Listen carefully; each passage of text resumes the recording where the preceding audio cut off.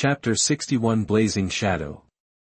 You are listening at novelfull.audio. Then, Gavin took a deep breath and tentatively climbed onto the dragon's back. The moment his feet touched the dragon's body, the golden dragon instinctively resisted. Its huge body shook slightly, and a low roar came from its throat, as if to strongly express its reluctance. However, the extreme hunger caused him to fall into a dilemma. Gavin seized the opportunity and kept comforting Jean Long with a gentle tone. In the end, hunger defeated the resistance, and although the golden dragon was still somewhat reluctant, it still acquiesced to Gavin's climb on its back. Gavin finally sat on the dragon's back, and then he ordered the golden dragon to crawl towards the other side of the magma lake. At first, the golden dragon was obviously hesitant, and its huge body remained motionless. With Gavin's continuous orders and firm tone, the golden dragon finally slowly got up and crawled towards the other side. Gavin, who returned to the other side, quickly put on his clothes, softly comforted Jean Long and waited silently. After a while, the blood dragon guards finally returned. They carried 3 horses and placed them heavily in front of Gavin. The golden dragon looked at the horse curiously, with doubts in its eyes. It was obvious that it had never seen such a creature, but its unbearable hunger made it eager to rush towards the horse. Seeing this, Gavin suddenly remembered the dragon taming skills on the stone tablet, and immediately loudly ordered the golden dragon to stop in High Valyrian. Jean Long looked at Gavin with confusion, and Gavin immediately pointed at the horse and shouted, "Dragon Flame." Jean Long seemed to understand. After hesitating for a moment, he spat out dragon flames at the war horse. As the blazing dragon flames spewed out, some mysterious connection firmly locked Gavin and Jean Long.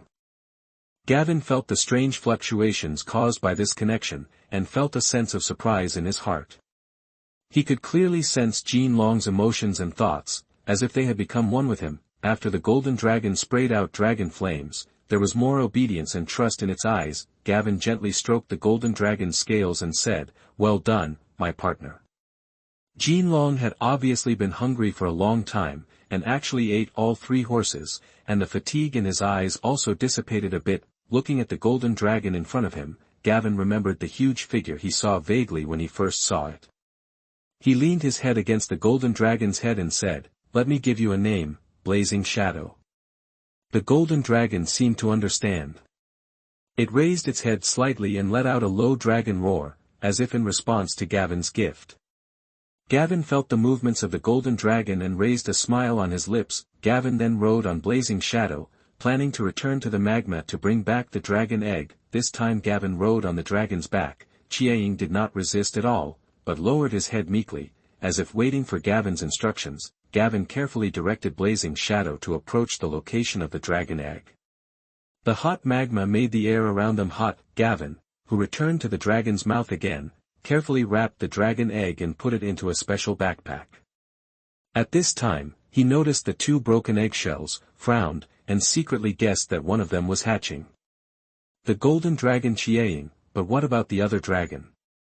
With full curiosity, Gavin conveyed his questions to Jean Long.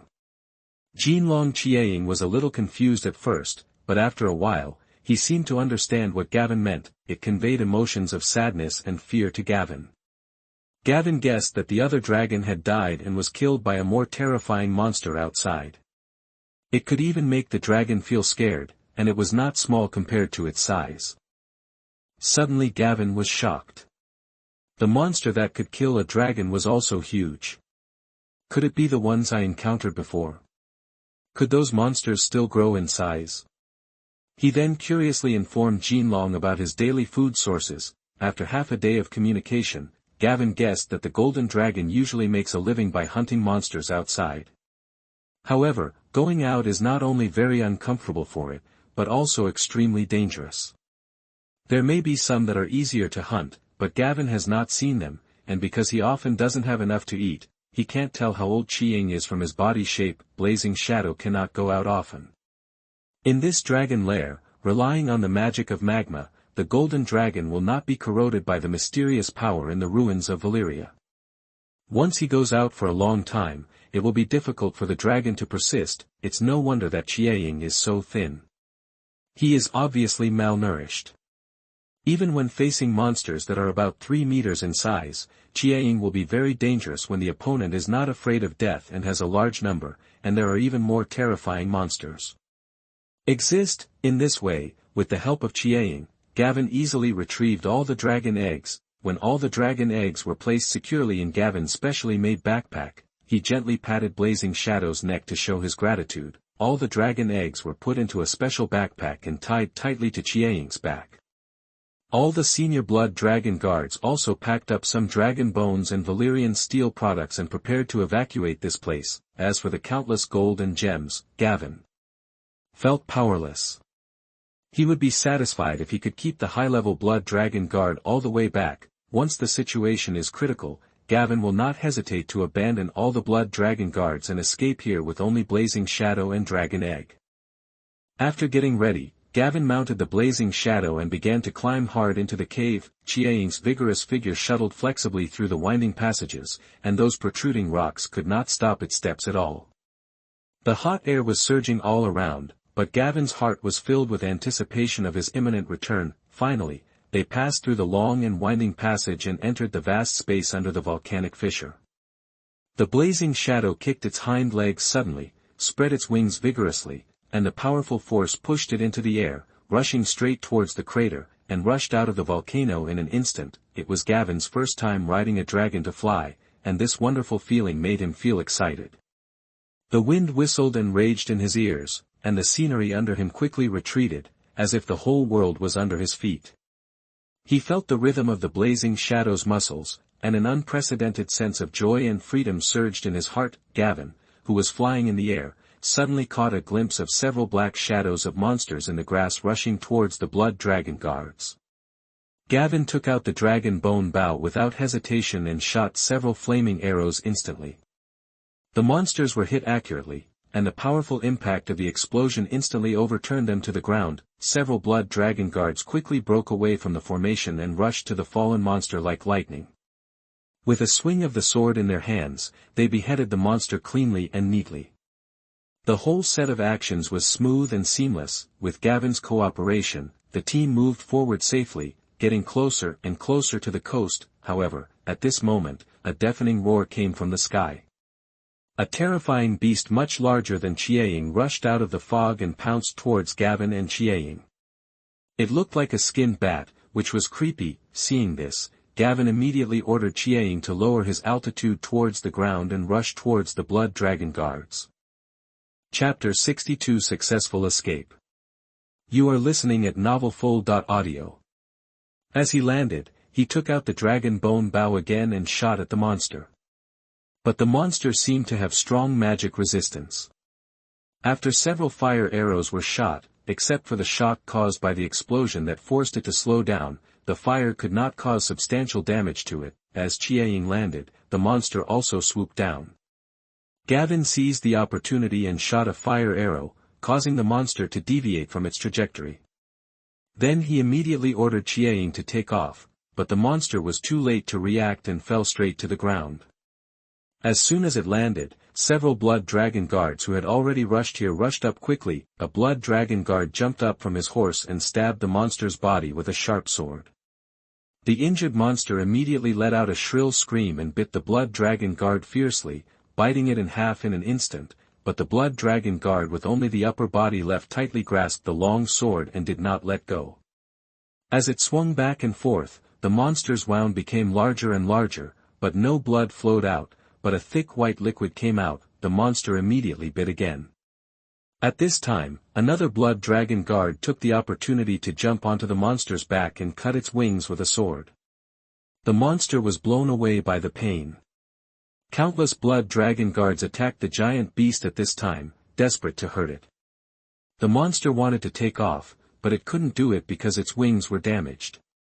At the same time, the blood dragon guards cut off a large piece of meat from its lower limbs that were pushing the ground. The terrifying giant beast attacked the blood dragon guards who were surrounding it frantically. At this time, Chiaing also rushed down by surprise and bit the monster's neck tightly.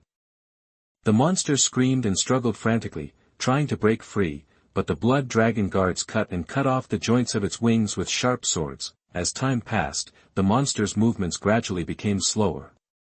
Gavin took the opportunity to launch the flame blade.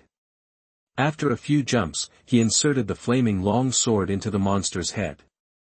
The monster finally stopped screaming and was completely motionless. Gavin had not yet recovered from the fierce battle just now, and had not had time to carefully observe the terrifying giant beast that fell to the ground. The roars of monsters were heard nearby, obviously attracted by the screams just now. At this moment, two monsters suddenly jumped out of the bushes. The blood dragon guards immediately went up without hesitation. Gavin was worried that the blazing shadow would be hurt, so he patted its neck to signal it to take off. In the air, Gavin was horrified to find that countless monsters were swarming around and gathering here. He hurriedly gave a loud order, asking more than a dozen blood dragon guards who did not participate in the battle to rush towards the coastline quickly, and the others stayed in place to cover the rear. The blood dragon guards closely surrounded several high-level blood dragon guards in the middle who were carrying dragon bones and Valyrian steel. From time to time, blood dragon guards were attacked by monsters, and they rolled to the ground with their horses, or were directly killed. Gavin could only keep ordering the blood dragon guards to actively attract monsters to cover the rear. Finally, Gavin, who was flying in the sky, could see the coastline and the Bellerys. Then he ordered Chiang to land on the deck of the Bellerys. Gavin, who jumped off the dragon's back, immediately ordered the ship to set sail. Soon, 8 blood dragon guards rushed to the shore, ignoring the horses. They quickly jumped on the boat that had been waiting on the shore and rowed towards the Bellerys. Finally, when they successfully returned to the ship, the sails were raised. Under Gavin's order, the Bellerys quickly set sail and headed for the route they came from. The Bellerys rushed all the way. Since it had already traveled through the route, it was full of power on the return journey. After Gavin placed the dragon egg, he stayed with Chiang, comforting Chiang, who was restless because of the constantly corroding energy after leaving the dragon cave. The remaining 8 senior blood dragon guards formed a circle to guard. The night was as dark as ink, and the Bellerys broke through the waves above the sea of smoke. The bright moonlight sprinkled on the deck, and there was silence. Gavin leaned against Chiang's warm body and dozed off because of the fatigue of the past few days. Suddenly, there was a strange movement on the calm water surface, and a splash broke the tranquility of the night. Chiang instantly raised his head, eyes wide open, and looked vigilantly at the side of the boat. Its nostrils twitched slightly, and a low roar came from its throat. This sudden movement woke up Gavin, who was leaning on it. Gavin rubbed his sleepy eyes, and before he was fully awake, a black shadow suddenly jumped out of the water and landed heavily on the deck. The monster was huge, with a hideous face, and its fangs flashed coldly in the moonlight. Before Gavin could make any move, Chiang opened his mouth and a stream of hot dragon flames gushed out instantly. The raging flames instantly enveloped the monster, and in the blink of an eye the monster was burned to ashes. However, the fierce dragon flames also set the hull on fire. The flames spread rapidly, illuminating the entire deck. Countless crew members woke up from their sleep. They ran and shouted in panic, carrying buckets of water and rushing to the source of the fire, trying to put out the flames. Chiang seemed to realize his recklessness at this time. He lowered his head and gently arched Gavin with his head, making a low roar from his mouth, as if to express his apology. Gavin did not blame him at all. He walked forward, touched Chiang's neck and said, "Don't worry about my partner." Then, Gavin stretched out his hand, and the magic power in his body surged. The raging flames seemed to be under invisible control, and the fire gradually weakened until it was completely extinguished. Only a mess and the gasps of everyone were left on the deck. 2 days later, the Bellerys finally saw the 4 sailing warships waiting here.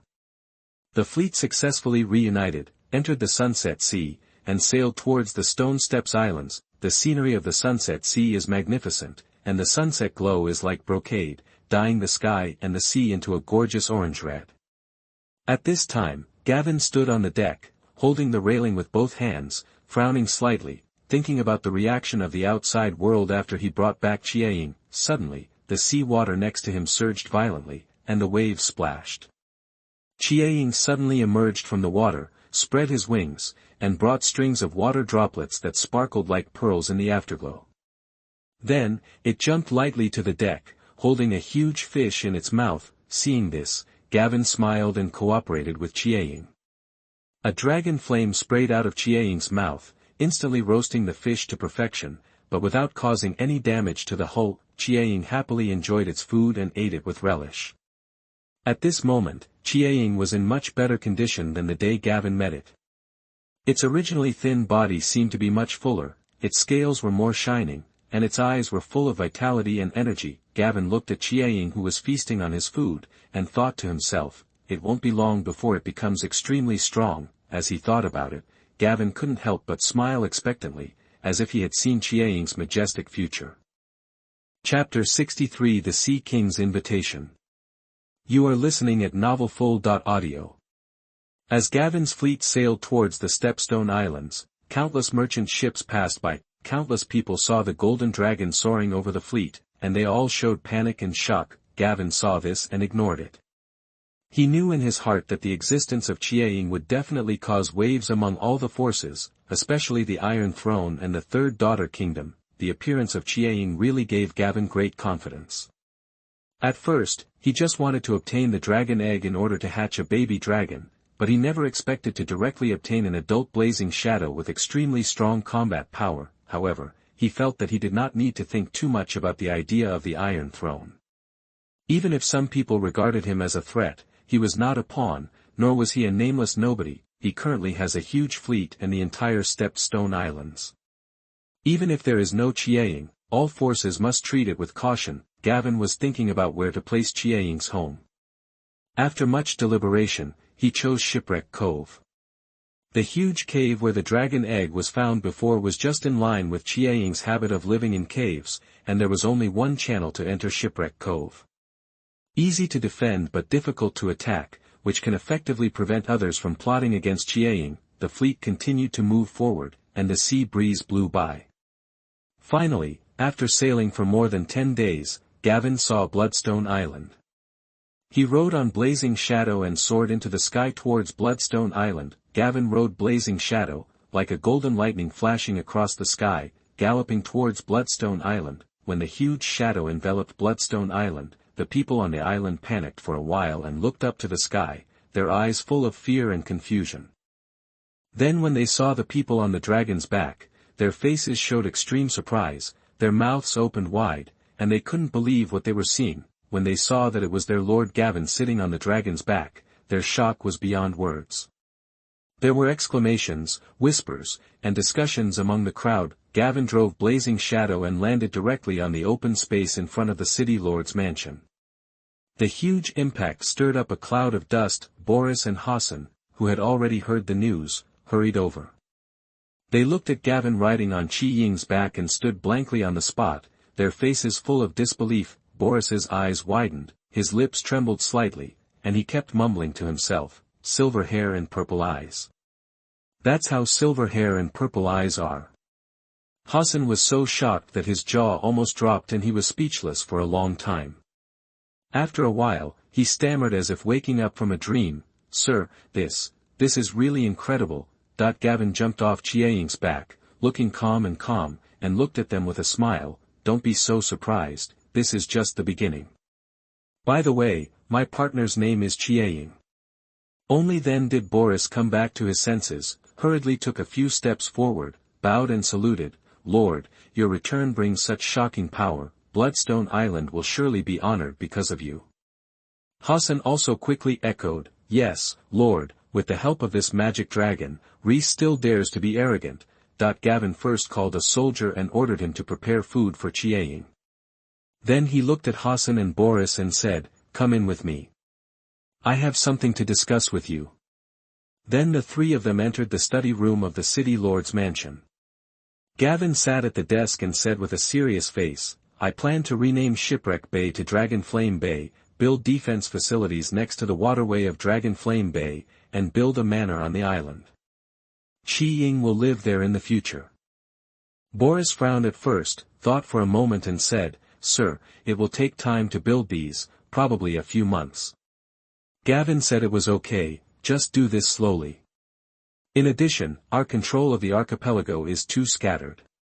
Due to the influence of the paper business, the bachelor who was supposed to be sent to me by the city was not sent.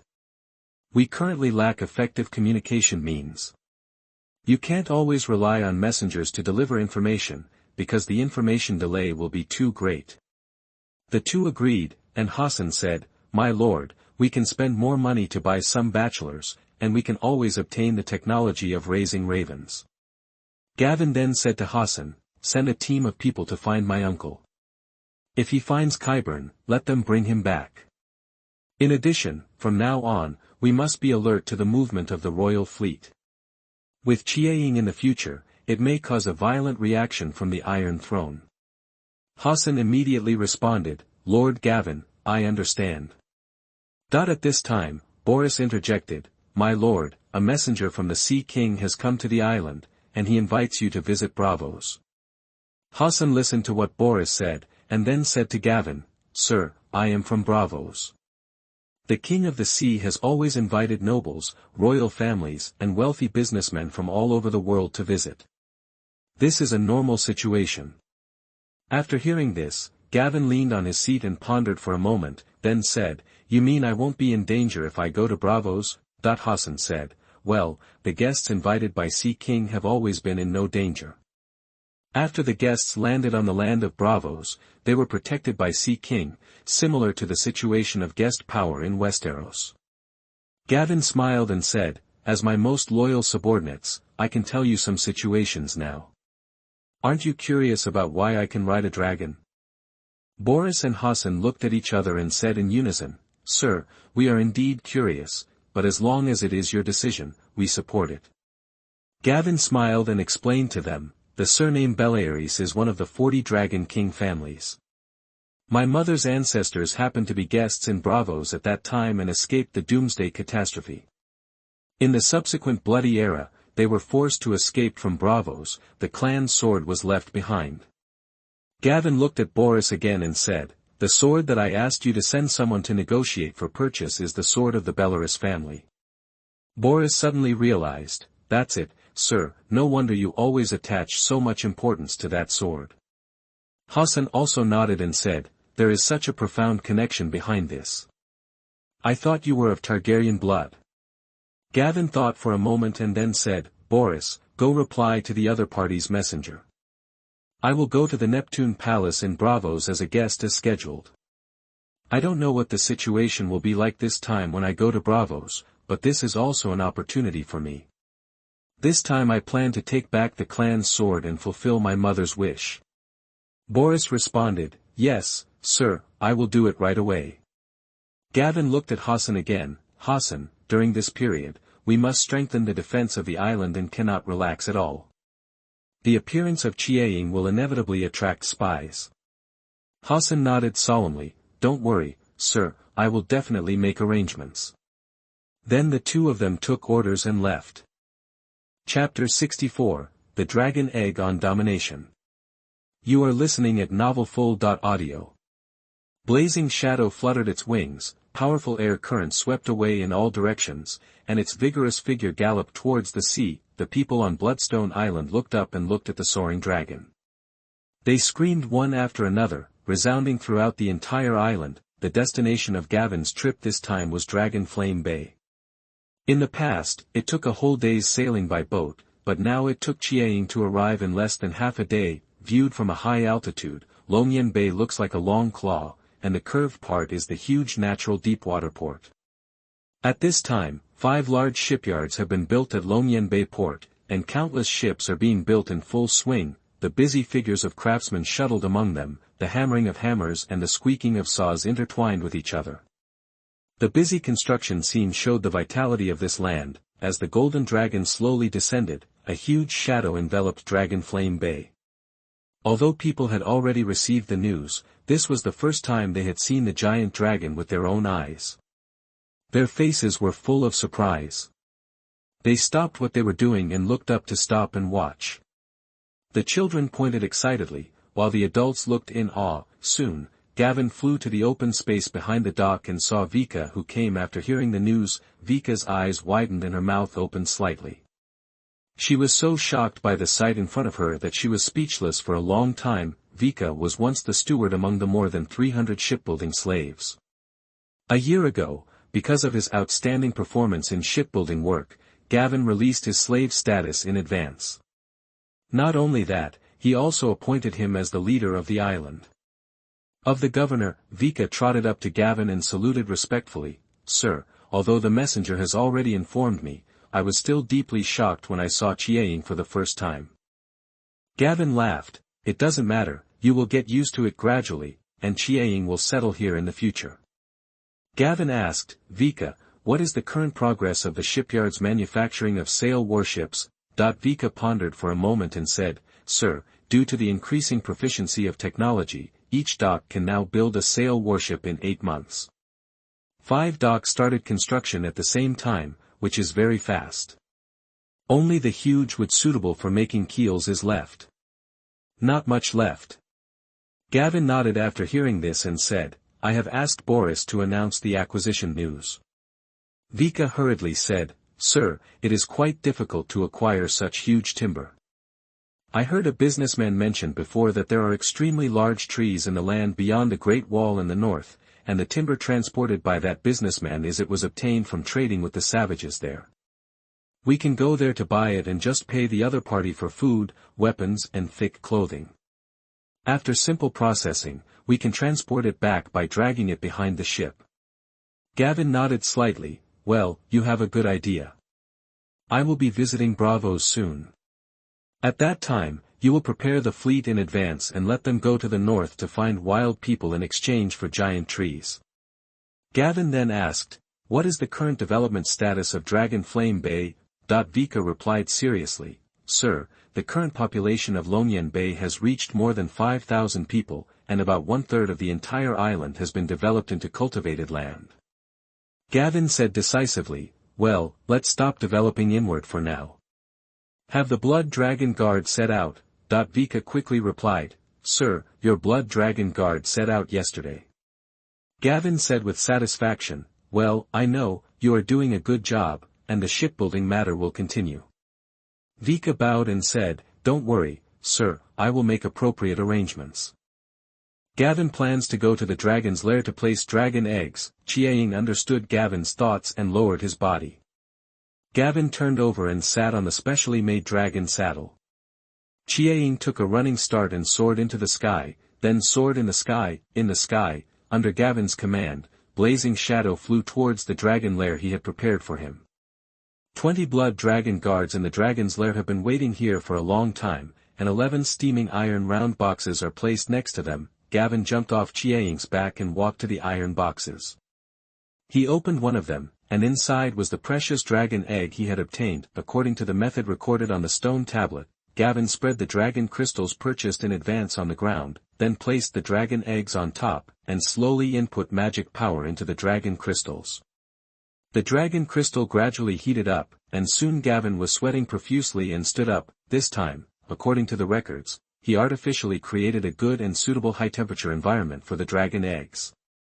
However, this method consumed extremely serious magic power, and Gavin was a little unable to bear it. The extremely weak Gavin sat aside and looked at these dragon eggs, then opened the panel to check. Host, Gavin Bellerys, age, 17. Bloodline, Bloodfire Dragonborn, development 63%. The bloodline of the Dragon King, with the ability to control dragons and control fire, and has fire resistance. Rule, .60/63, your slaves can be promoted via the panel. .40 Junior Blood Dragon Guards, Blood Witch.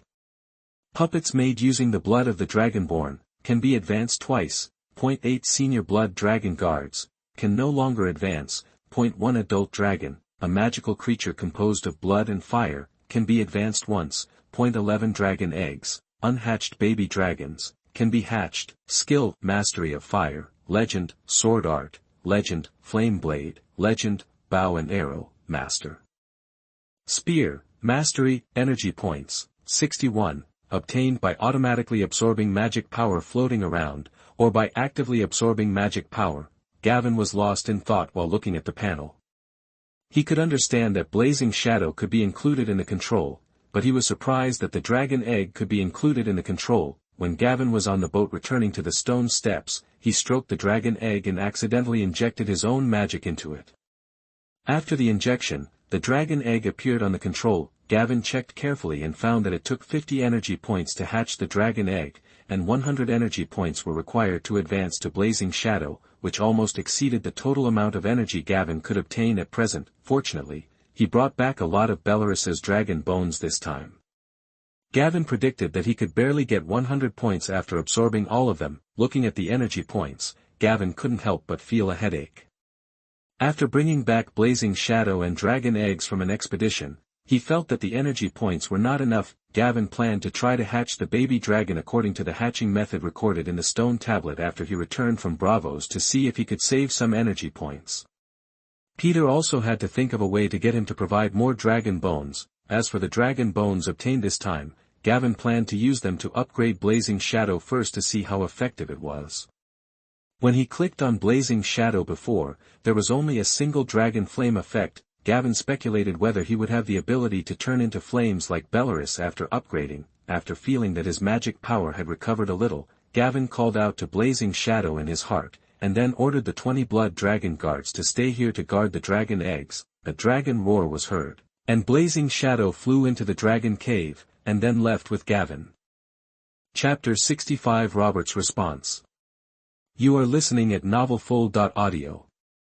Above the narrow sea, the vast blue ocean stretches all the way to the sky, blending with the cloudless blue sky. The sea breeze was strong, blowing the sails and making a crackling sound. The waves lapped against the side of the ship rhythmically, splashing white foam. At this time, a large-scale fleet was heading north through the waves.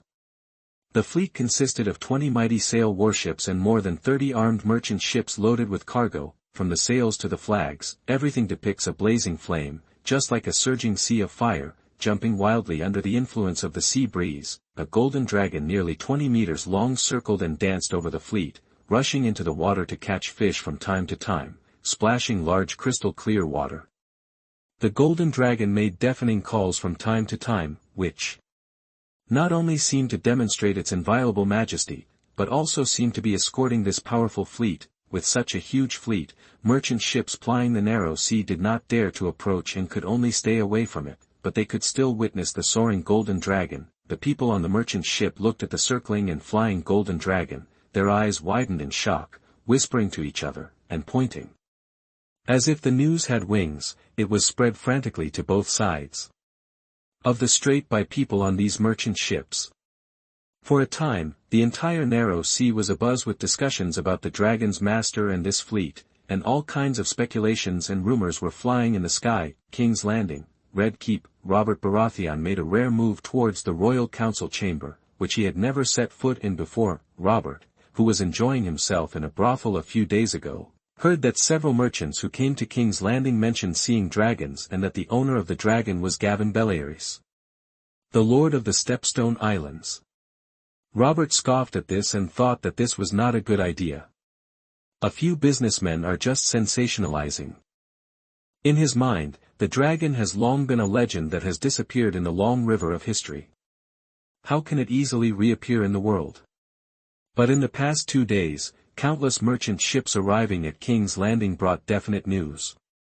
The young man who captured the Stepstone Islands not only had a huge fleet, but he did have a dragon. Robert strode into the king's hall, his heavy footsteps seeming to announce the importance he attached to the news. Robert Baratheon I, King of the Undulls, Royner, and First Men, ruler of the 7 kingdoms, and warden of the realm, arrives. With a loud roll call, the members of the royal council stood up collectively to welcome the king's arrival. Robert sat down on the king's throne and waved impatiently for everyone to sit down. Your Majesty, Prime Minister Jon Arryn spoke first, this matter may not be taken lightly. Robert waved his hand and interrupted him. I just want to know if that Gavin is a remnant of Targaryen.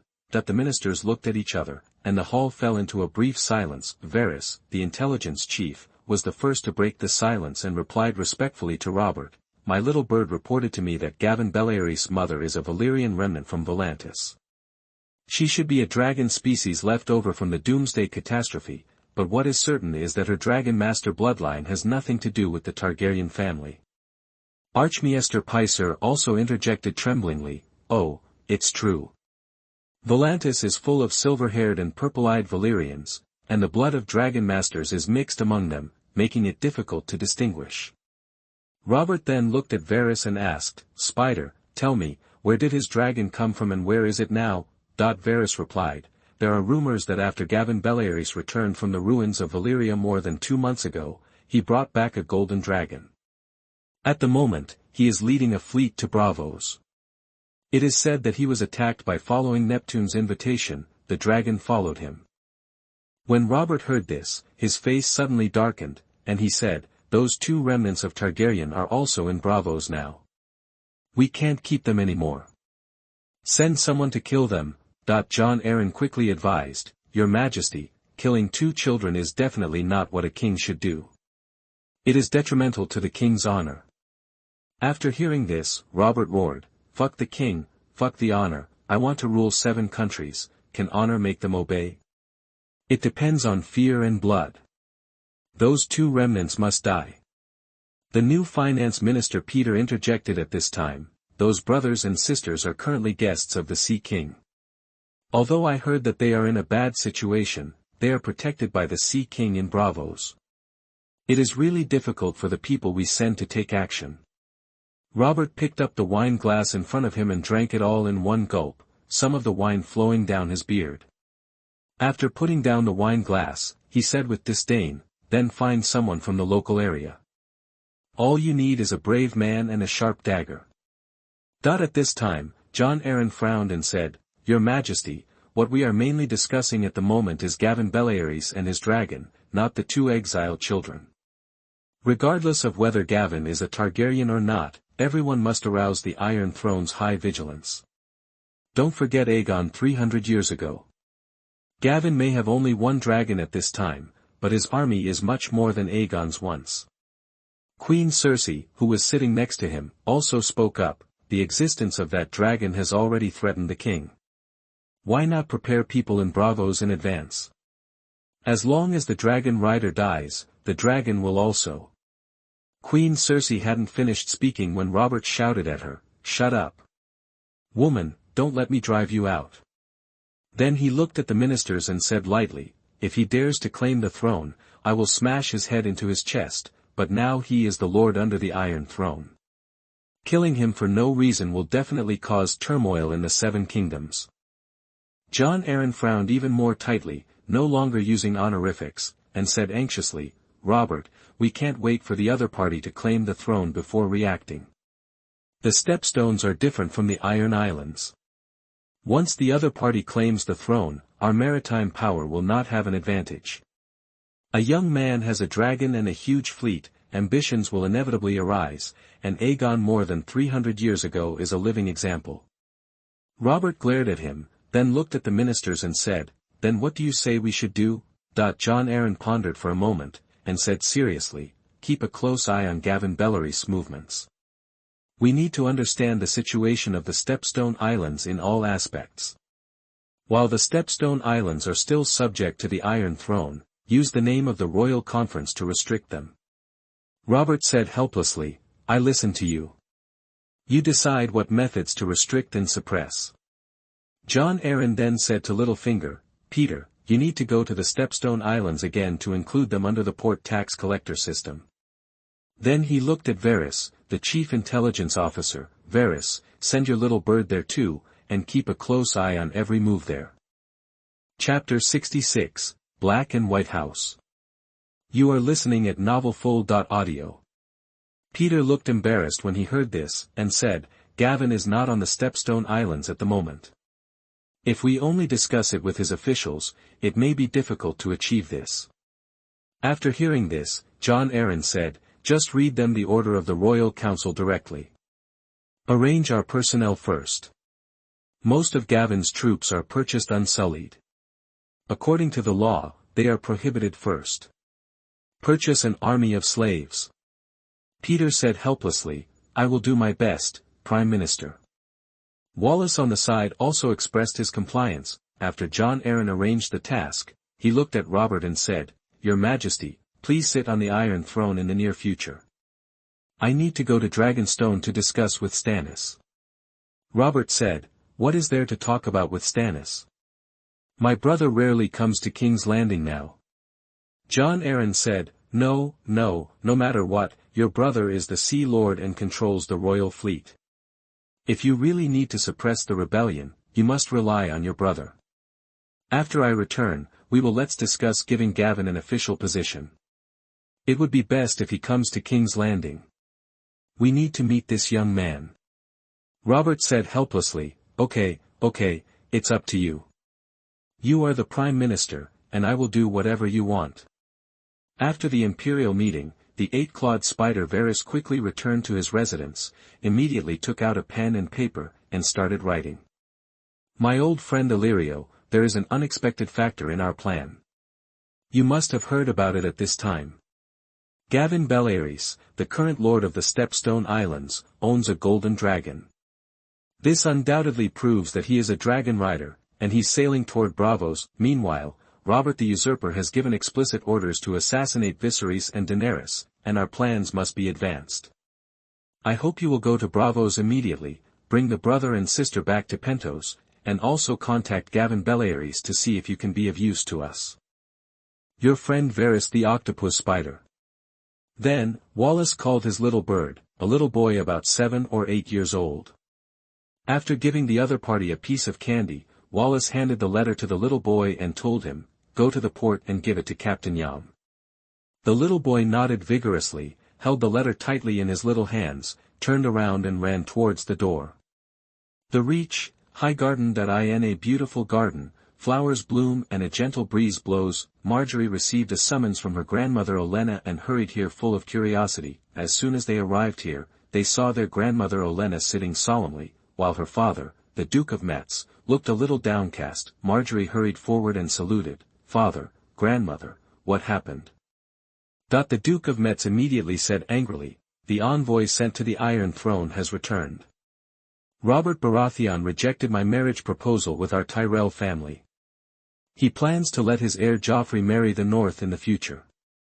Sansa Stark, the daughter of Duke Ned Stark, also said that she had an agreement with Ned Stark before. After hearing this, Marjorie instantly understood that the family's plan had failed. At this time, Olenna handed a piece of paper to Marjorie and said solemnly, The exact news is that Gavin Bellerys has a dragon, but he can't determine whether he is related to Targaryen. Marjorie quickly took the paper and read it carefully. After reading the news, Marjorie's eyes were filled with shock. She recalled Gavin's silver hair and purple eyes when she first met him, and was so shocked that she was speechless for a moment. The Duke of Mace said from the side, Since Robert Baratheon looks down on us Tyrell, why don't we consider Gavin Bellerys? He has dragons and an army, so he may not be able to become the second Aegon. Olenna glanced at her stupid son with disdain and said sarcastically, Oh! My lord, the 7 gods, my inflatable fish, how can the Iron Throne tolerate the rise of a new dragon master? Don't be so naive. This matter it's not that easy. When the Duke of Metz heard the name inflatable fish, he knew that it offended his mother and had to shut up for a while. Olenna looked at Marjorie and said slowly, I have always wanted you to become the queen. The best choice is undoubtedly Robert's heir Joffrey, but Robert refused to marry the Tyrell family. I used to Renly Baratheon was considered, but now we have another option. After hearing this, Marjorie felt excited and shy at first, but she quickly suppressed these emotions and analyzed calmly, Gavin, who owns the dragon and the Stone Step Islands, may become king, but this will undoubtedly trigger a conflict with the Iron Throne. War. This is all just speculation right now, and I think we should wait and see how the Iron Throne reacts before reacting. Olenna nodded slightly, Yes, child, it's good that you can think so calmly, but we can't do nothing. I heard you say before that Gavin will come to attend your 16th-year-old name day. When he comes, I will find an opportunity to chat with him. If he does not arrive, I need you to go to the Stone Steps Islands. I believe you can control him. The Duke of Metz hurriedly interjected, What are you afraid of? Call Gavin back to High Court and ask. Why worry about the Iron Throne when there are dragons? Olenna rolled her eyes at him, Shut up, you idiot. There are many dragons that have been killed. The Tyrell family must not intervene prematurely. Marjorie thought for a moment and said, Grandma, I understand. I will write a letter to Gavin later to remind him to come to Highgarden for my name day. After leaving the garden, Marjorie returned to her room with a heavy heart. After writing the letter, she handed it to the maid beside her. She recalled the encounter between the two and looked forward to meeting again in the future. Braavos, House of Black and White. Under the dock by the river, a group of people unloaded several heavy boxes and walked along the rock steps towards the entrance of the temple. The leader was wearing a dark black robe. The robe was made of high-quality material and inlaid with silver threads, which faintly shimmered. Soon, he came to the entrance of the temple and witnessed the legendary House of Black and White. The exterior of the temple is made of dark gray stone and built on a small rocky hill. The pointed roof is covered with black tiles. There are no windows, only a pair of 12-foot-high carved wooden doors. The left one is made of fish beam wood, as white as a skeleton, and the right one is slightly luminous ebony. A moon is carved in the middle of the two doors, but the fish beam wood is inlaid with ebony, and the ebony is inlaid with fish beam wood. The wooden door opened a crack, and a monk in black and white robes came out. He looked at the black-robed man in the lead, bowed and said, "All mortals must die." The black-robed man immediately bowed and responded, "All mortals must serve." Chapter 67, Fire and Possession. You are listening at novelfull.audio. Then, the acolyte gave way to the door, made a gesture of invitation, and then retreated behind the door. The man in black robe immediately ordered the people behind him, "Wait here and don't move around." Then, he stepped into the wooden door with a slightly nervous mood. After he entered the temple, the wooden door seemed to sense something and closed on its own. The man in black robe followed the acolyte through a maze-like passage and came to a spacious room. There is a pool about 10 feet in diameter in the room. 30 statues of gods of various shapes stand along the wall. Red candles flicker at the feet of the statues. These include the Weeping Woman, Night Lion, Hooded Walker, Baccarin, Pale Moon Maiden, Stranger, and Mermaid King, etc. There are also many holes along the wall with deceased people lying in them. The acolyte motioned to the man in black robe to stand by the pool and wait, then turned and left. The depressing atmosphere in the room made the man in black robe feel more and more nervous. Suddenly, a voice sounded behind him. "All men are mortal." He quickly turned around and responded, "Everyone needs to be served." Only then did he notice a man in a gray linen robe appearing behind him. The voice of the man in gray robe was low and calm, "Someone has seen what you brought, and I'm afraid the name you want to give is very important. Tell me the name, as well as the whereabouts and circumstances." The man in black robe wiped the cold sweat from his head and said, "Gavin Bellerys is expected to arrive in Braavos in a month, with an accompanying fleet of about 2,000 soldiers and a dragon." The man in gray robe showed no expression after hearing this, and said indifferently, "The price is not enough." The man in black robe responded hastily, "What's outside the door is only part of it. After the thing is done, I will pay 3 times more for the same thing." The man in gray robe nodded, "The deal is established. When you see the black letter sent by the crow, it means that we have completed the commission, and you will need to send the remaining reward here." The man in black robe immediately said, "I am sure, I will be waiting in Braavos during this time." The man in gray robe warned again, "Remember, the thousand-faced god is watching everything. If you dare to cheat or violate the agreement, the consequences will be disastrous." After saying that, his figure gradually disappeared into the darkness, as if never appeared in general. Heroic C. Bellerys that I in the room. Gavin put down the dragon bone in his hand, rubbed his hands excitedly, and moved his already stiff body. His eyes flashed with excitement. After 2 months, he finally absorbed 100 points of energy. However, there are not many dragon bones left that contain magic power.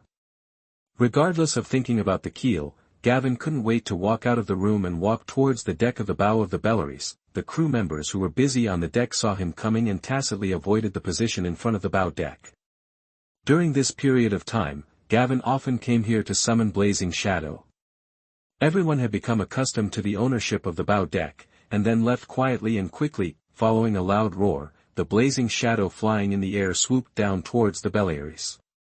Its huge and flexible body cleverly avoided the tall sails and landed steadily on the deck. Chiang looked at Gavin in front of him, felt his excitement, and raised his head against him in confusion.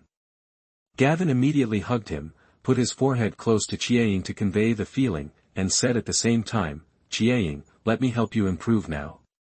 Then, Gavin opened the panel and added energy points to the magic dragon's advancement. Suddenly, Chiang seemed to feel some strange change.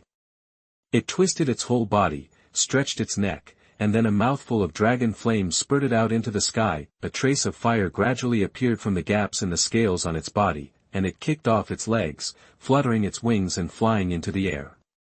In the air, more and more flames emerged from Chiang's body until it formed a burning dragon-shaped flame. Gavin stared nervously at the blazing shadow in the sky. He could feel the flesh and blood of the blazing shadow gradually turning into flames. After a moment, Chiang's body began to melt completely, and the entire dragon completely turned into a ball of pure flames, flying in the air. The flames continued to expand, and then began to suddenly shrink and collapse. Suddenly, a much larger blazing shadow than before quickly rushed out of the fire. The scales on its body shone with a more dazzling light, exuding a powerful and majestic aura. Gavin stared at Red Shadow's transformation, his heart filled with joy and anticipation. The blazing shadow circled excitedly in the air for several times, then swooped down quickly and landed firmly on the deck of the bow of the Bellerys. As the blazing shadow descended, the entire ship trembled violently, and the bow visibly sank. Gavin looked at the fiery shadow in front of him and gently stroked its scales. At this moment, its size was even larger than before, with a length of more than 20 meters. It looked quite cramped when it landed on the deck of the Bellerys. Gavin immediately opened the panel to check Chiang's status: type, Demon Dragon, Blazing Shadow, rank, high level. Ability, Dragon Flame, breathing flames formed by magic, has the effect of breaking magic, bathing in fire, the body turns into flames, immune to fire and physical damage, injuries can be healed when the body is restored, and consumes a huge amount of magic power. Possession, the elementalized flame is compressed and can be integrated into the host's body, enhancing the host's magic power and control of the flame. Seeing the new ability of Chiang, Gavin couldn't wait to test it. Chiang immediately understood and flew into the air. Then flames appeared on his body. In a short moment, a dragon-shaped flame formed and rushed towards Gavin. During this process, the flames continued to shrink until they reached Gavin and turned into a fist-sized fireball, which merged into Gavin's palm. The moment Chiang merged into his body, Gavin felt that the magic power in his body increased sharply. At this moment, he seemed to be able to burn everything easily. He raised his right hand and waved it towards the air. A fire snake more than 30 meters long sprayed out from his palm. Gavin looked at his right hand, and his heart was excited. He did not make any other movements, but silently felt the magic power in his body. Gavin noticed that the magic power was constantly depleting.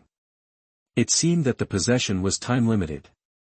If he did not use magic power to fight, it should last for 7 or 8 days, and he could feel Chiang's thoughts. 2 consecutive baths in fire were already the limit of Chiang at the moment. Suddenly, a huge wave rushed towards the ship. Gavin's eyes condensed, and he waved his right hand again. A ball of blazing flame instantly evaporated the waves, turning them into bursts of water mist. Feeling the powerful state of power at this moment, Gavin couldn't help but be full of expectations for the more than 10 dragon eggs. If all the dragons could be integrated into his body, wouldn't it be comparable to the gods? However, as soon as this thought came to mind, Gavin couldn't help but laugh at himself. Such an unrealistic fantasy, how easy is it to realize it? Chapter 68 Braavos. You are listening at novelfull.audio. Simply increasing the energy used by Blazing Shadow would consume all the dragon bones he obtained from one expedition. Unless he ventures to Valyria again, it may be difficult to achieve. At this time, the wind and waves on the sea became more and more turbulent, and the Bellerys rocked violently in the waves. Gavin held on to the side of the ship tightly, trying to maintain his balance. Then he released Blazing Shadow, letting it soar in the air, and he hurried back to the room. A month later, at dusk, the fleet finally arrived in Braavos. Braavos is located at the northwest tip of the Essos continent and consists of hundreds of islands. It is located at the intersection of the Narrow Sea and the Shivering Sea. Behind the city is a continent full of swamps, surrounded by mountain-shaped islands. There is only one natural gorge that can accommodate the entry and exit of ocean-going merchant ships. The people of Braavos built a magnificent statue, the Titan, at this entrance. As the fleet gradually approached Braavos and the statue of the Titan was clearly visible, Gavin welcomed the envoy of the Sea King who came to greet him. The other party boarded the Bellerys in a small boat. After the messenger saw Gavin, he bowed and said, "Welcome, Sir Gavin. I am Tyren, and I have been ordered by His Highness the Sea King to welcome you." Looking at the rather fat envoy of the Sea King, Gavin smiled and said, "Envoy Tyrant, you are too polite. I should be grateful to His Highness the Sea King for his invitation, which gave me the opportunity to appreciate the scenery of Braavos." Tyren smiled slightly and said, "Sir Gavin, His Royal Highness the Sea King has prepared a pleasant seaside mansion for you, and will hold a banquet to welcome you tomorrow. The port has also been prepared for your fleet and soldiers. Prepare your berth, food and accommodation, and when you get ashore later, I will lead you to your villa to rest." After hearing this, Gavin responded, "Thank you His Highness the Sea King for your careful arrangements. I will have special envoy Lao for you later." Tyren first looked around, and then asked with a little doubt, "Sir Gavin, may I ask, I heard that you are bringing your dragon with you this time. Why haven't I seen it?" Gavin immediately replied, "The blazing shadow flew to the sea to look for food. Furthermore, if it flew in the sky of Braavos, it would inevitably disturb the people in the city, so I did not let it get close." After hearing this, Tyren said, "On behalf of the people of Braavos, I would like to thank Sir Gavin for your kindness. But there is no need to worry about disturbing the people. I am afraid they have long been eager to see the true face of the dragon. Even His Highness the Sea King and I are very curious about the magic dragon." Gavin smiled and politely declined, "I'm afraid that's not possible right now. Chiang won't be able to fly back for a while. I'm sorry that I can't satisfy your curiosity immediately. After it flies back, I'll let you and His Highness the Sea King watch it." Gavin stood on the deck of the Bellerys, looking up at the statue hundreds of meters high, and was shocked in his heart. He couldn't help but secretly speculate on how this colossus was built. Tyren, who was on the side, immediately introduced to Gavin, "The Titan statue was built by the fugitive slaves who first came here. At that time, they arrived at this remote and rarely visited place under the leadership of the Moonsinger. It took a lot of time and energy to build this Titan statue with the help of materials from this place." After hearing this, Gavin asked, "I heard that this statue can make sounds." After hearing this, Tyren showed a proud look on his face and explained, "It can indeed make a sound. It is not only a statue, but also a perfect defensive fortress. It is located next to the battle fortress, serving as a warning, and it protects the peace of our city by resisting foreign enemies. Whenever an enemy ship approaches, the Titan will roar to warn us of the enemy's approach." Hearing Tyren's explanation, Gavin nodded slightly and said no more, but secretly guessed in his heart that perhaps the statue's function was not only to warn and defend against enemies from the sea, but its main function might be to defend against dragons in the air. After all, Braavos was built by slaves who escaped from Valyrian slavery. They were worried about being captured by the Valyrian Dragon King, so they went to such trouble to build these defense facilities. The fleet slowly sailed in from under the Titan. After entering the natural gorge, Gavin saw battle fortresses and huge docks on both sides. Countless trebuchets and ballistae were scattered on the cliff tops on both sides. Countless purple warships also docked here. Gavin had heard from Hassan that slaves who escaped from slavery in Valyria came here and discovered sea snails that could be made into dark purple dye. In order to change the appearance of the stolen ships, they were dyed purple. This custom continued later, and the entire Braavos fleet was dyed purple, so it was also called the Purple Fleet. As the Bellerys slowly docked, Gavin stepped onto the bustling docks of Braavos. Braavos is the most prosperous and powerful existence among the free trade city-states, and its most important dock is naturally extremely prosperous. The old clothes dealer's wharf to the west is crowded with ships from all over the world, with colorful sails fluttering in the wind. Merchant ships from Karth and the Summer Isles, voyagers from Ashai and the Jade Sea Isles, and ships of all sizes and shapes gathered here. On the pier, there was a steady flow of people, busy but orderly. Sea King's customs officials carefully inspected the cargo hold of each ship at Fonga Wharf, carefully recording the type and quantity of goods. Under the guidance of Tyran, Gavin sat on the wheel palace prepared for him by Neptune. The wheel palace drove smoothly through the streets of Braavos, with Gavin's blood dragon guard and nearly 100 guards following closely behind. Through the car window, Gavin admired the unique urban landscape of Braavos, passing many stone arch bridges used to connect the islands, and also saw the sweet water channel used to bring fresh water from the mainland. In the wheel palace, Tyran broke the silence and said respectfully to Gavin, "Sir Gavin, 2 more of your tribe will be coming to the banquet tomorrow." Gavin looked confused. "Clansmen," Tyran quickly explained, "they are the exiled brother and sister of the Targaryen family." Seeing that Gavin still showed doubts, Tyran then asked tentatively, "Isn't Sir Gavin's ability to control dragons derived from Targaryen?" Gavin smiled slightly and understood that this was probably what Neptune wanted to find out, so he explained bluntly, "There used to be 40 Dragon King families in Valyria. Targaryens are not the only ones who can control dragons. My dragon control bloodline comes from other Dragon King families." After hearing this, Tyran hurriedly said, "I see, then I will let the brother and sister go tomorrow." Chapter 69 Possible Assassination. You are listening at novelfull.audio. It doesn't matter. Gavin waved his hand and interrupted him, "I also want to meet those brothers and sisters." Then Gavin changed the subject and asked who would be at tomorrow's party. Tyran, who wanted to continue inquiring, had no choice but to introduce Gavin. Through the introduction, Gavin just learned that the slightly fat messenger in front of him came from Lien, one of the keykeeper families of the Iron Treasury. The Iron Bank is the most important bank in Braavos, and its business spans almost all over the world. The Braavos people have a proverb, "The Iron Bank cannot be defaulted," which is derived from this. Gavin thought that there were as many as 23 keykeeper families, so it was understandable that he could not remember so many surnames. About half an hour later, Loan Gong arrived at the seaside villa arranged by Neptune for Gavin. Dozens of maids and servants serving here came to the door early to wait. The architectural style of the villa is unique, subtly blending the sophistication and elegance of Braavos. The white walls gleam softly under the sunlight, and the red roof contrasts with the surrounding blue sea and sky, making it look particularly bright and moving. Stepping into the courtyard, you can see flowers and green trees. The breeze blew gently, and the flowers swayed, exuding wisps of fragrance. Walking along the path paved with bluestones, Gavin came to a viewing platform in the courtyard. Standing here and looking out, you can have an unobstructed view of the vast sea and busy docks.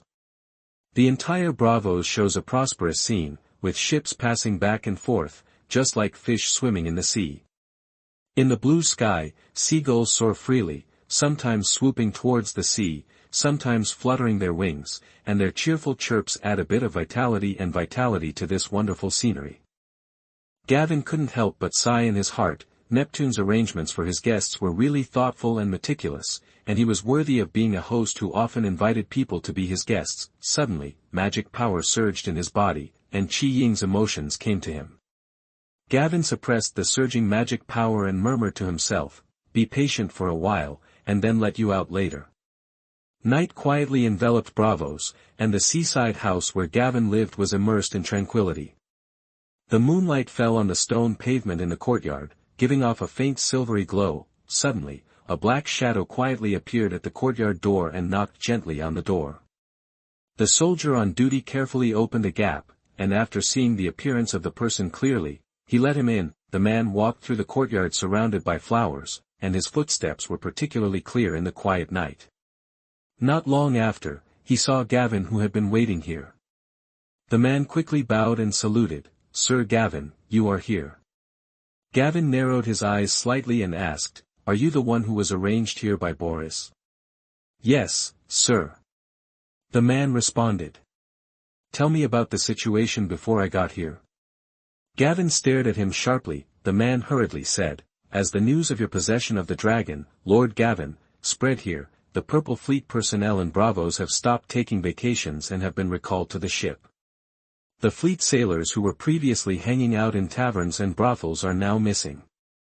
The Purple Fleet is currently heavily guarded, and people are strictly prohibited from approaching the dock where the fleet is docked. In addition, the villain also saw many long crossbow arrows made of iron being transported to various fortresses in the port. The villain speculated that they may be on guard against your dragon. Gavin nodded and said calmly, "These actions are normal. It would be strange if they were not prepared."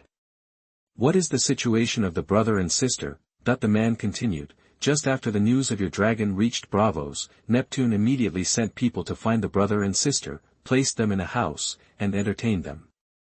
In addition, Eli from Pento's governor Leo arrived in Braavos yesterday.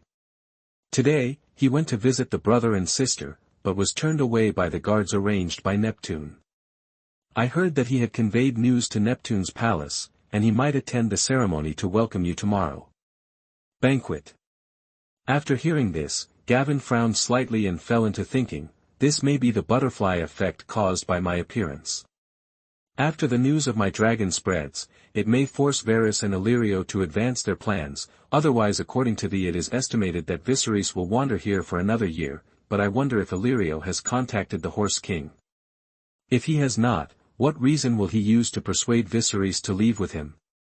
Seeing Gavin pacing back and forth thinking, the man waited quietly. Suddenly Gavin stopped and asked, "Did anything else happen?" The man pondered for a moment, and then replied, "My lord, there are many people coming and going in Braavos, and I don't know whether the information is useful to you. However, I heard that a Lysian warship came, and the people who got off the ship were carrying many. The box went to the House of Black and White. I wonder if this message is useful to you." Gavin was also confused after hearing this. Officials from Lys came to the House of Black and White. Are they going to hire faceless men? Who is Rhys going to kill? Gavin racked his brains but couldn't figure out Rhys's goal. Currently, the disputed area is relatively stable and conflicts have not broken out in the surrounding area. The alliance of the Three Daughters Kingdom is still stable. Could it be me? As soon as this bizarre thought emerged, Gavin shook his head. With his current status and power, the cost of letting the faceless men assassinate him would probably be extremely high. Suddenly Gavin thought that the high price did not mean that Lys could not afford it. After all, Lys was one of the 9 major trading city-states. No one knew how much wealth he had. Moreover, the relationship between Lys and him was not good in the first place, and even more so because of his existence. Rhys has completely withdrawn from the Stepstone Islands. Now that he has Blazing Shadow, Rhys may be more afraid of him, and his desire to get rid of him may be even stronger. Thinking of this, Gavin decided to be vigilant during his visit to Braavos, in case Lys was willing to pay a price to hire the faceless man, even if the possibility was very small. Then Gavin took out a bag of gold dragons and threw it to the man. Ask if those Lys people have left. If not, check their residence. The man took the bag full of gold dragons, quickly put it in his arms, and bowed. Don't worry, sir, I will find out. After the man left, Gavin called the accompanying guard and ordered, strengthen the protection here. From today, set a password, and change the password every day. Except for the Blood Dragon Guard, anyone who can't answer the password will be killed, including our own people. The servants and maids left in the other courtyard by the Sea King are not allowed to go out without reason. If you have to go out, send someone to follow them and they are not allowed to leave your sight. And check all the food sent in to prevent poisoning. Guardian, yes, sir, I will arrange it immediately. Chapter 70 Sea King. You are listening at novelfull.audio. In the early morning of the next day, with the first dawn and faint light, Tyranrayan waited at the gate of Gavin Villa early with his extremely gorgeous wool palace and many guards. Gavin walked out of the other courtyard, and as soon as he saw Tyranrayan, he smiled and said, "Good morning." Tyranrayan hurriedly returned the greeting respectfully. "Sir Gavin, good morning." Gavin said apologetically, "I'm really sorry for keeping you waiting here." Tyranrayan quickly waved his hand in response. "Sir Gavin, there is no need to be so polite. It is still early. After saying that, the two of them stepped into the Wheel Palace together and drove slowly towards the Sea King Palace, followed quickly by the Blood Dragon Guard behind them. The Lewin Palace walked slowly along the wide and flat streets, and the breeze blew gently, bringing bursts of fresh and pleasant atmosphere. Not long after, the Neptune Palace came into view. This palace stands proudly on the seaside, majestic, as if it is integrated with the vast sea. Walking into the open-air square of Neptune Palace, there is an open-air palace. In front of it is a spacious square surrounded by a circle of exquisite tables filled with a dazzling array of fruit plates and sumptuous food. The colorful fruits exude an alluring aroma, and the exquisite pastries are as good as works of art. Countless people in gorgeous costumes were passing through, chatting softly, raising glasses and laughing, with fluttering clothes and jewels. The skirts of women are like blooming flowers, while the clothing of men shows nobility and majesty. The Neptune Hall is made of pure white marble as its main body. The huge columns powerfully support the broad dome. When the sunlight falls on it, it reflects the charming brilliance. Under the guidance of Tyren Rayen, Gavin met the Sea King of Braavos, Faragher Antharian. When Neptune saw Gavin arriving, he immediately stood up to greet him and laughed heartily. "Sir Gavin, welcome to your presence. I have heard a lot of rumors and experiences about you. When I saw you today, you are indeed extraordinary. I hope today's banquet will bring you great joy." Gavin bowed and saluted. "Your Highness, Sea King, it is truly an honor for me to have the honor of being invited here. I should like to express my gratitude to your Highness for your warm hospitality." Neptune looked at Gavin's silver hair and purple eyes, with curiosity in his eyes. "Sir Gavin, I heard that you own a dragon. Does the blood of your dragon control come from Targaryen?" Gavin looked calm and composed. "Your Highness, to be honest, my dragon-controlling bloodline comes from the Bellerys family where my mother belongs, not the Targaryen family. The Bellerys family is also one of the 40 Dragon King families." Neptune nodded slightly and said thoughtfully, "It turns out that after the Doomsday catastrophe, countless Dragon King families were annihilated in that catastrophe. Except for the Targaryen family, many Dragon King families have even disappeared without a trace. Today I learned that there is also a Bellerys family in the Dragon King family." Neptune then asked, "I would like to ask you, where did Sir Gavin discover the dragon?"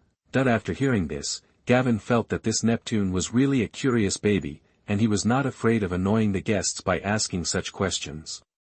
However, Gavin still explained bluntly, "It's not a secret. I believe you will also hear relevant rumors soon. Not long ago, I went on an expedition to the ruins of Valyria and was lucky enough to get the Ardent Shadow." A shocked expression appeared on Neptune's face. "I didn't expect you to go to the mysterious ancient Valyria. I have also sent an expedition team to that cursed place, but the waterways there are unpredictable and the living environment is extremely difficult. As a result, there were heavy casualties. I never thought that there were dragons there."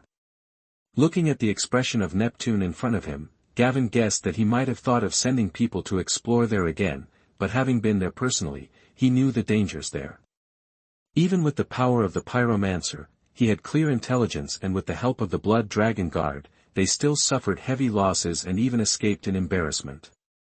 Neptune can go if he wants, but Gavin seems indifferent. Suddenly, Gavin's heart moved and he asked, "Your Highness Neptune, I have sent you a messenger before, hoping to buy the Valyrian steel sword in your treasure house. I wonder if you are willing to sell it to me at any price. It's up to you." After hearing this, Neptune waved his hand gently and replied with a smile, "I'm sorry, Sir Gavin, I usually don't sell the things in Neptune's treasure house, but when you come here, you can appreciate it as you like, and I can arrange it for you later." Obviously he had expected this answer. Gavin said calmly, "What if I exchange it with you for a map of the channel through the Sea of Smoke? I have personally walked that channel and can guarantee you the safety of that channel." After hearing this, Neptune thought for a long time and hesitated for a long time before saying, "Please allow me to think about it, Sir Gavin. I will give you a reply before you leave Braavos, or you can give me a price and I will buy it." After Gavin heard this, he felt a little unhappy, secretly complaining that this Neptune was really short of money, but he still smiled and insisted, "Your Highness Neptune, the waterway map is extremely precious. I don't just want to exchange for some money. I really hope you can consider it. In exchange for the sword, in addition to the waterway map, I am willing to pay enough gold to satisfy you. Viserys looked at Gavin, who was talking to Neptune in the distance, and saw that he had silver hair and purple eyes like his own, and felt very unhappy. Why does that guy have a dragon? I am the real dragon, and he is just a black fire. I am the king of the 7 kingdoms. He pinched Daenerys's arm next to him hard. The pain almost made Daenerys scream out in surprise, but remembering how terrible her brother was, she could only grit her teeth and endure it silently. Do you remember the plan I told you last night? Perform well and make sure that Gavin likes you. Only in this way can we have a chance to go home. After saying that, Viserys saw that Daenerys didn't speak, and immediately pinched her heart again. Did you hear clearly? Do you want to experience the wrath of the sleeping dragon? The intimidation and pain frightened Daenerys, and she hurriedly said, I know, brother. At this time, a middle-aged man in a red robe and a beard walked towards Viserys and Daenerys. When he saw Viserys, he bowed and saluted. Hello, Your Majesty Viserys, I am the governor of Pentos, my name is Illyrio Mopatis. He looked at Daenerys on the side and said, Hello, Princess Daenerys. When Viserys heard the title of Your Majesty, he immediately straightened his chest and responded proudly, Hello, Governor Illyrio, what can I do for you?